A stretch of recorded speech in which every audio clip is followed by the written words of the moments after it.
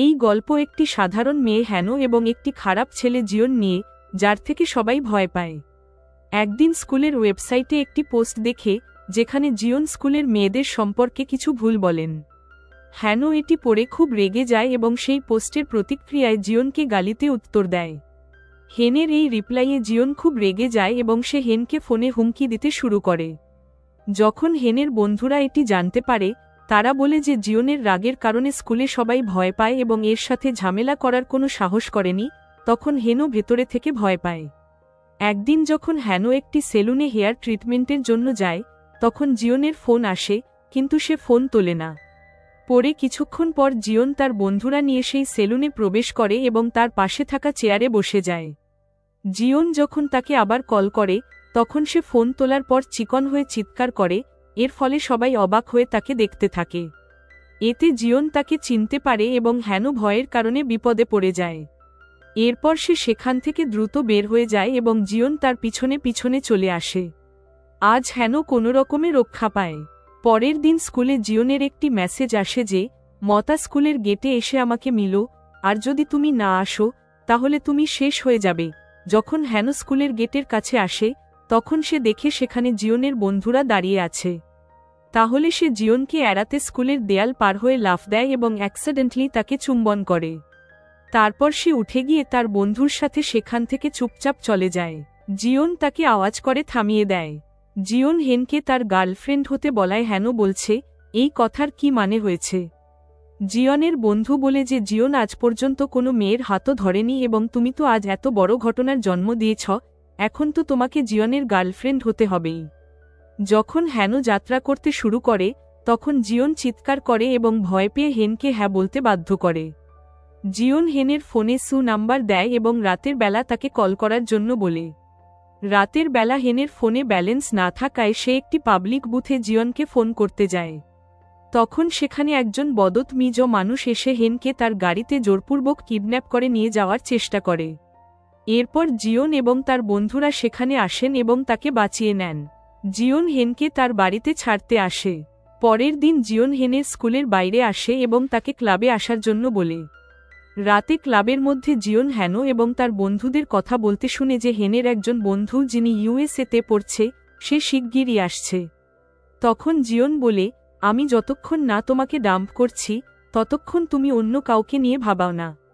এরপরে হ্যানো বলে, তুমি এভাবে কেন ভাবছ যে আমি তোমার সাথে থাকব? পরবর্তী দৃশ্যটিতে আমরা দেখতে পাই, ক্লাবের বাইরে এসে হ্যানো জিওনের রাস্তা পার করার সময় হাতে ধরতে শুরু করে। তখন জিওন বলার সাথে সাথে মানা করে দেয় যে, আমাকে কারো সাথে স্পর্শ করতে ভালো লাগে না। হ্যানো তখন ব্যারস অনুভব করতে শুরু করে। ঠিক তখন বিন এবং তার বন্ধুরা এসে উপস্থিত হয়। বিন সেই মেয়েটি যাকে জিওন পছন্দ করে এবং জিওনের সামনে নিজেকে যতটা সোজা দেখায়, সে ততটা নয়। এটি দেখে জিওন তৎক্ষণাৎ তাকে বাঁচাতে আসে এবং সেই ছেলেটিকে খুব মার ধরে। এখন এই দুজন চারপাশ থেকে ঘিরে পড়ে, তাই জিওনের মনে হয় যে হেনের যেন কোনো ক্ষতি না হয়, তাই সে তাকে নিজের পেছনে নিয়ে যায় এবং বলে, তুমি তোমার চোখ বন্ধ করো এবং 100 পর্যন্ত গুনো। এরপর জিওনের অনেক লড়াই হয় এবং সে খুব খারাপভাবে আঘাত পায়। গার্ডেনের বেঞ্চে তারা দুজন একসাথে বসে থাকে। তখন হেন তার আঘাত পরীক্ষা করার জন্য তাকে স্পর্শ করে, কিন্তু তখনই সে হাত পিছিয়ে নিয়ে জিওনকে সরি বলে এবং বলে, তোমার কাউকে স্পর্শ করতে পছন্দ নয়। জিওন বলে, কিছুই হয়নি। এই কথায় হেন ভাবতে শুরু করে যে আজ এমন কি বিশেষ হয়েছে যে সে এমন বলছে। এর পরে জিওন হেনকে পরের দিন তার জন্মদিনের পার্টিতে আমন্ত্রণ জানায়, কিন্তু হেন বলে, আমি আসতে পারব না কারণ আমার বন্ধু ইউএসএ থেকে আসছে। এই কথায় জিওন তাকে বলে, যাই হোক, তোমাকে আসতেই হবে। হেন হ্যাঁ বলে সেখান থেকে চলে যায়। এখন তার জন্মদিনে জিওন বড় একটা উদযাপন করে এবং হেনের জন্য অনেক কিছু প্রস্তুত করে, কিন্তু হেন তার বন্ধু মিনকে নিতে বিমানবন্দরে চলে যায় এবং পার্টিতে উপস্থিত হয় না, যা জিওনকে দুঃখিত করে তোলে। হেন মিনের সঙ্গে গেম জোনে আনন্দ করছে, তখন তার বন্ধু সেখানে এসে বলে, তুমি তোমার ফোন কেন অফ রেখেছ? জিওন খুব রাগে আছে এবং বাইরে। এর পরে জিওন বিনের সঙ্গে সেখানে আসে এবং মিনের সঙ্গে ঝগড়া করে এবং তাকে জোরে পাঞ্চ মার দেয়। এতে হেন রাগ হয়ে যায় এবং সে জিওনকে কথা শোনাতে শুরু করে। জিওন খুব বেশি ফ্রাস্ট্রেটেড হয়ে পড়ে। এদিকে হেনও অনেক বেশি মদ পান করে। যখন সে স্নানঘরে যায় তখন সেখানে রাইভাল গ্যাংয়ের ছেলেরা আসে, যাদের সঙ্গে জিওন লড়াই করেছিল। তারা হেনকে জিওনকে ফোন করে এখানে ডাকার জন্য বলে। হেন তাদের জানায় যে আমরা ব্রেকআপ করে ফেলেছি, কিন্তু তারা তার কথা শোনে না এবং তাকে ধাক্কা মেরে ফেলে দেয়। তখন বিনও সেখানে এসে বলে, আমি জিওনের গার্লফ্রেন্ড। তাদের বিশ্বাস করতে রাজি করানোর জন্য সে জিওনকে ফোন করে সেখানে ডাকার চেষ্টা করে। তখন পিছন থেকে হেন জোরে চিৎকার করে, জিওন এখানে আসবে না, এটা একটা ট্র্যাপ। এখন হেনের আওয়াজ শুনে জিওন একা সেখানে চলে আসে। জিওনকে দেখে যখন হেন তার দিকে আসে তখন সে বলে, আমি এখানে তোমার জন্য আসিনি। যেহেতু জিওন একা এসেছে তাই সবাই তার ওপর হামলে পড়ে এবং তাকে খুব মার ধরে। জিওন খুব বেশি আহত হয়ে যায় এবং হাসপাতালে ভর্তি হয়। হেন হাসপাতালে পৌঁছালে বিন সেখানে আগে থেকেই বসে থাকে এবং হেনকে বলে, তুমি জিওনের সঙ্গে দেখা করা বন্ধ করো, আমি তাকে খুব পছন্দ করি। প্লিজ তুমি তাকে বলো যে তুমি আর কখনো তার সঙ্গে দেখা করবে না। হেন তার সামনে অসহায় বোধ করে। এখন যখন জিওন হুঁশ ফিরে পায় তখন বিন বলে, হেন বলেছে যে সে আর তোমার সঙ্গে দেখা করতে চায় না। হেন সেখানে থেকে কাঁদতে কাঁদতে চলে যায়। রাতে জিওন হেনকে ফোন করে এবং তাকে প্রাথমিক বিদ্যালয়ে দেখা করার জন্য ডাকে। সে মদ্যপ অবস্থায় থাকে। হেন তৎক্ষণাৎ সেখানে যায় এবং সে স্কুলের পিছনের গেটে পুরো রাত তার জন্য অপেক্ষা করে, কিন্তু সে আসে না। পরের দিন সকালে তার বন্ধু তাকে জানায় যে জিওন গতকাল পুরো রাত প্রধান গেটের সামনে তোমার জন্য অপেক্ষা করেছে। তুমি কোথায় ছিলে? হেন এই শুনে নিজেকে নিয়ন্ত্রণ করতে পারে না এবং দৌড়ে হাসপাতালে পৌঁছায়, কিন্তু জিওন তাকে সেখান থেকে যেতে বলে। তখন বিন এবং তার বন্ধু রাগে তাকে যেতে বললে হেন তাদের সকলকে উপেক্ষা করে সামনে গিয়ে জিওনের ঠোঁটে চুম্বন করে। বিনের বন্ধু তাকে বুলিং করতে শুরু করে। তখন জিওন তাকে থামায় এবং হেনকে ধমকি দিয়ে সেখান থেকে চলে যায়।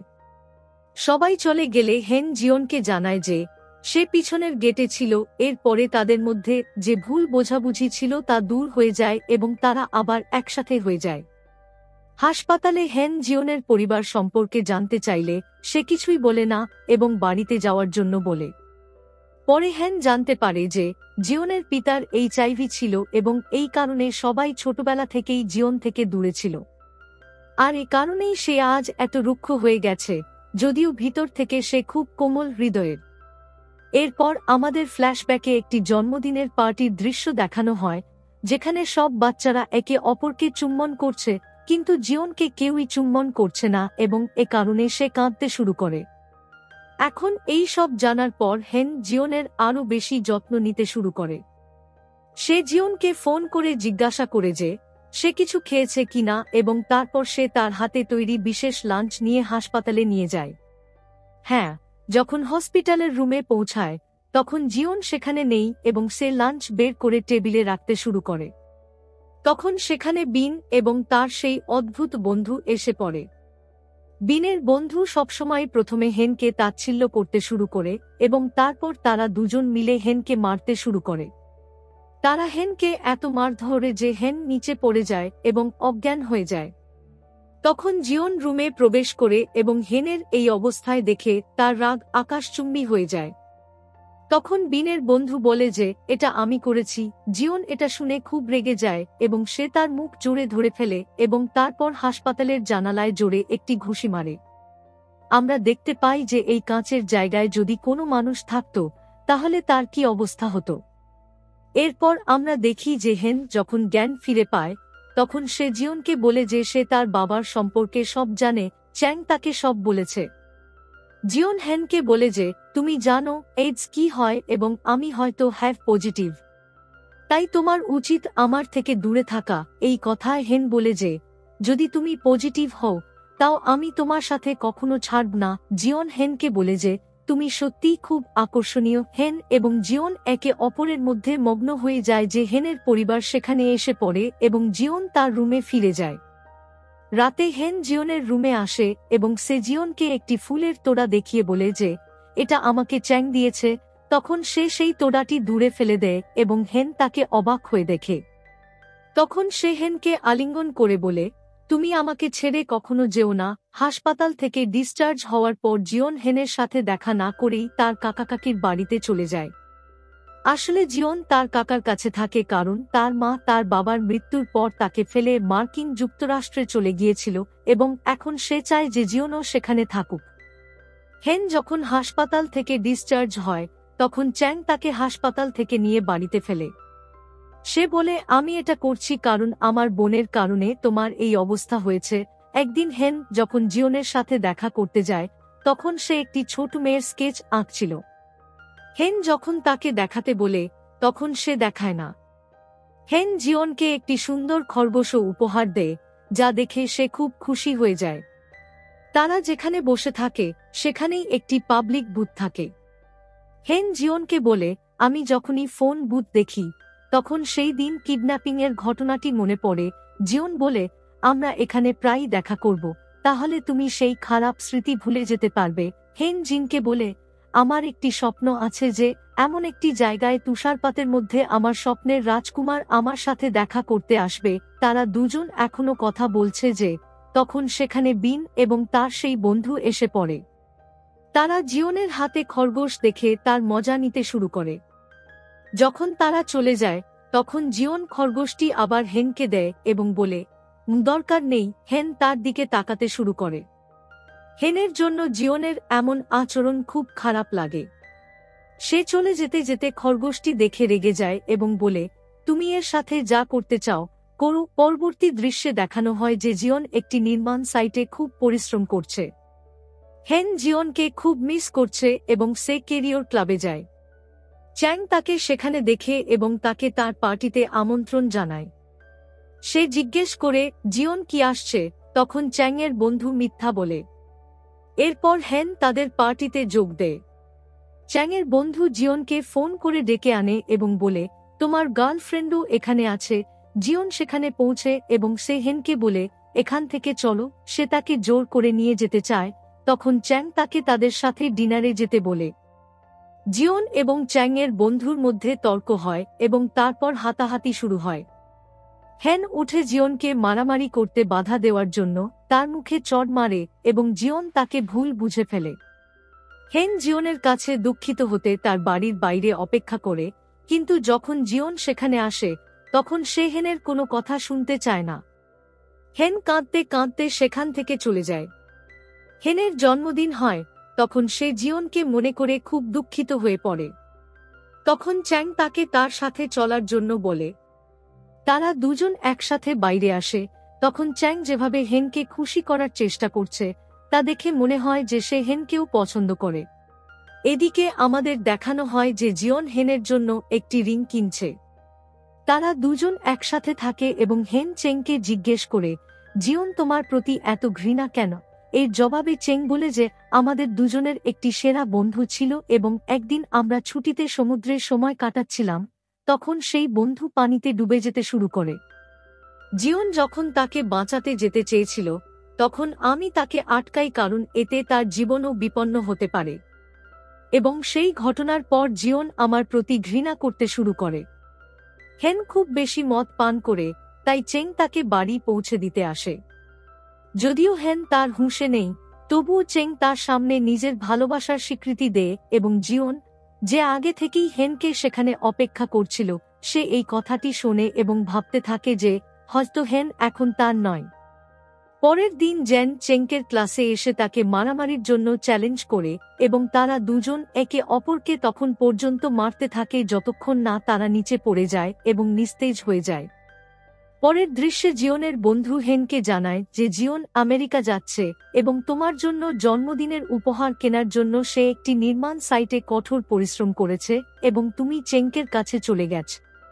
সে হেনকে জিওনের উপহার দিয়ে বলে যে সে আর কখনো ফিরে আসবে না। সেই উপহার বাক্সে একটি রিংয়ের সাথে একটি ছোট মেয়ের পোর্ট্রেটও থাকে যা সে সেই দিন তৈরি করছিল। এটি দেখে হেন আরও জোরে কাঁদতে শুরু করে। এই পোর্ট্রেটের সত্যতা আমরা পরবর্তী অংশে জানতে পারব।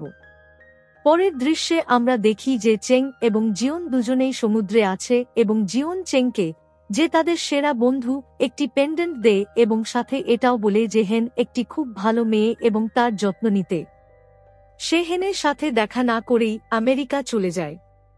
পরের দৃশ্যে আমরা দেখি যে চেং এবং হেন একটি রেস্টুরেন্টে একসাথে বসে আছেন এবং 1 বছর পেরিয়ে গেছে। তাদের কথাবার্তা শুনে মনে হচ্ছে তারা এখন ভালো বন্ধু হয়ে গেছে এবং সাথে বিনকেও একটি নতুন বয়ফ্রেন্ড মিলেছে এবং সে তার সাথে খুব খুশি। হেনের স্কুলও সম্পন্ন হয়েছে এবং এখন সে উচ্চশিক্ষার জন্য একটি পরীক্ষায় বসতে চলেছে। একদিন হেন যখন তার ক্লাসে বসে থাকে, হঠাৎ সে বাইরে তুষারপাত দেখে মনে পড়ে যে জিওন এবং সে প্রথম তুষারপাতের সময় দেখা করার প্রতিশ্রুতি দিয়েছিল। সে তৎক্ষণাৎ সেখান থেকে বেরিয়ে যায় এবং দৌড়ে সেই জায়গায় পৌঁছায় যেখানে সে তার স্বপ্নের কথা জিওনকে বলেছিল। সেখানে এসে হেন জিওনকে খুঁজতে শুরু করে এবং সাথে তার কল্পনাও দেখতে শুরু করে। ততক্ষণে সে সেখানে একটি খরগোশ দেখে এবং যখন সে চোখ তুলে দেখে তখন জিওনও সেখানে দাঁড়িয়ে থাকে। সে তাকে বলে, তুমি আমাকে দেখা না করেই চলে গেছ, তাহলে এখন কেন এসেছ? এবং সে কাঁদতে শুরু করে। জিওন হাসতে হাসতে বলে, এখনো কি আমাকে কিছু ব্যাখ্যা করার প্রয়োজন? এবং হেন দৌড়ে গিয়ে তাকে জড়িয়ে ধরে। এখন সিনেমার শেষের দিকে আমরা জানতে পারি যে সেই ছোট মেয়ে যার পোর্ট্রেট জিওন তৈরি করছিল সে আর কেউ নয় বরং হেনই ছিল। এবং যখন শিশুবেলার জন্মদিনের পার্টিতে কেউ জিওনের কাছে আসছিল না, তখন হেন ছিল যে জিওনকে চুমু দিয়েছিল। এবং যখন জিওন হেনের কাছে তার নাম জিজ্ঞেস করেছিল তখন সে তার নাম বলেছিল এবং সাথে তার পুরো ঠিকানাও জানিয়েছিল। এবং সেই ঠিকানা তখন থেকে জিওনের মনে গেঁথে গিয়েছিল।